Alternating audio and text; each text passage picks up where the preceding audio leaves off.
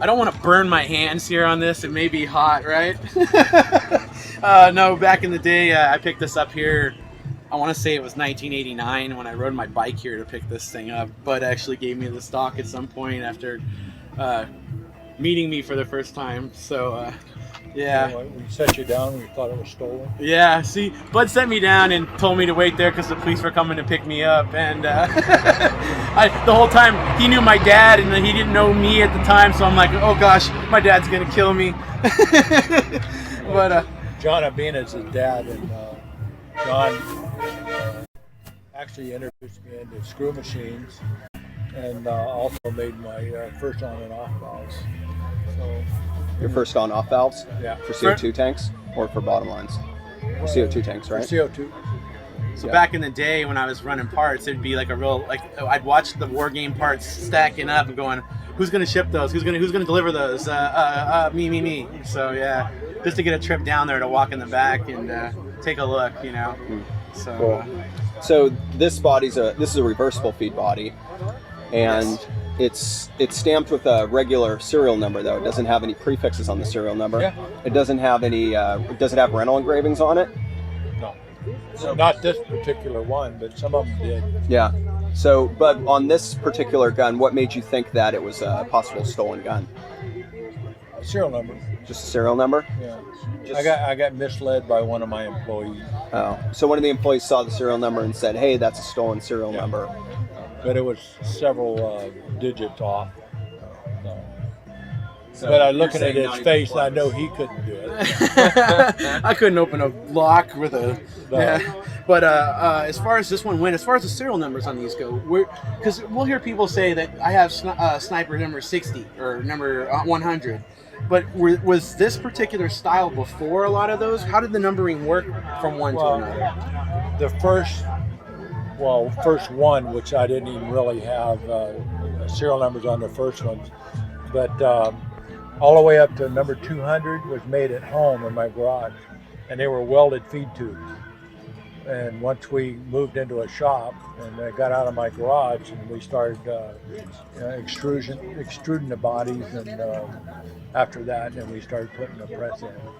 Actually, we've been under press in before we got to extrusion. Did the numbering start over? No, the numbers were in sequence. But one thing that you told me about the reversible feed bodies is that they were made from the same CNC machine bodies that the 62 calibers were made out of, the blem bodies. The 62 caliber, that's a kind of I had a guy that actually machined these bodies. I didn't machine them to start, and he had them in a fixture.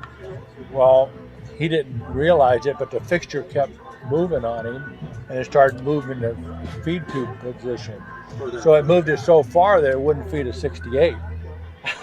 So I said, well, and I found it, and I told him about it till we stopped, and that's when we had anything with a 62 was a mismachined gun, and those were 62 with the serial number 2. Yeah, but were these reversible feed bodies made from those same blem bodies? Some of them were. Yeah. Not all of them, but some of them. No, because one thing about this particular gun that I'm noticing is it has the reversible feed on it, but it also has a hole in the end of the pump handle, which I've heard, like if you look at the end of the pump handle right there, I've heard that usually designates a very early pump handle because they were drilled all the way through, which makes me think maybe on this particular body, because it's both reversible feed and drilled all the way through, that maybe it was one that was unserialized and then stamped with the serial later. No, we generally stamp the serial numbers on them right away. Right away. Yeah. The other most sniper ones that I've seen that are over 100 typically don't have the hole drilled all the way through on the pump handle. So maybe it was just kind of a combination. They were made in my garage, and, and we figured out, well, maybe we want to put a spring in it or something like that. So we didn't make the hole all the way through. But most of any ones with a hole all the way through, like that, those were made at home, all the way up to probably, I'd say the first 1,000 of them pretty much have a hole all the way through it. I don't remember exactly which number that I quit doing it, but then we started putting springs. I think Ron Kilborn was one of the guys that said, "Hey, maybe we ought to put a spring in it." I said, okay. A lot of designs from these guns come from feedback from people, especially team guys. Yeah. I mean, you can only test so many things yourself, so you have to rely on other people too. And that's how you have to really figure out. Well, I'm one of the guys that actually played with the guns I made. Yeah. So a lot of them just made the guns and never went out and played. Yeah. But I love shooting people, so and I still love shooting people. But no, it's a fun thing. Awesome. Thanks, you guys. I love shooting people. Yeah, not with real guns.